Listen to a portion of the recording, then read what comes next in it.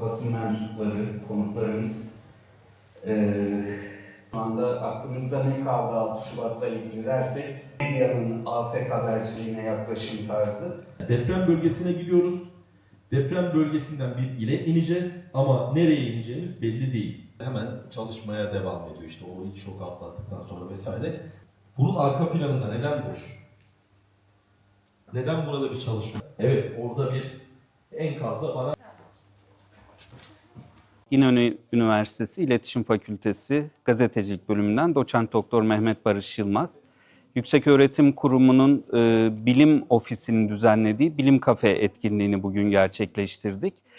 CNN Türk muhabiri Serdar Erbeyefendi öğrencilerimize, halkımıza ve diğer katılımcılara afet haberciliğinin nasıl olması gerektiğini, 6 Şubat'taki deneyimlerini paylaştı. Bu paylaşımın moderatörlüğünü de ben üstlendim. Serdar Erbeyefendi'nin 6 Şubat depremlerinde yaşadığı deneyimler, afet haberciliğinin nasıl olması gerektiği, haberciliğin bu süreçte ne kadar önemli bir görev edindiğini bize çok güzel anlattı. Halkımızdan ve öğrencilerimizden katılımlar da çok değerliydi. Ben daha önce gazetecilik hakkında çok fazla bilgim yoktu.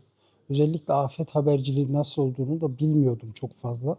Bize ekranlarda izlemek çok basit geliyor ama bunu yaşamış, canlı canlı yaşamış ve günlerce oralarda afetçiler gibi afeti yaşayarak ve onu bize aktarması bizi gerçekten burada yani çok aydınlattı. Bu etkinlik gerçekten farklı bir etkinlik. Gerçekten ihtiyacımız olan bir şeyin açığa çıkması gibi hissettik. İnönü Üniversitesi İletişim Fakültesi Gazetecilik son sınıf öğrencisiyim. Sümeyye Şahin ismim. YÖK'ün Bilim İletişim Ofisi tarafından düzenlenen Bilim Kafe etkinliğine geldik. Doğru haber hayatı kurtarır etkinliğinde 6 Şubat depremlerinde gazetecilerin rolünü dinledik.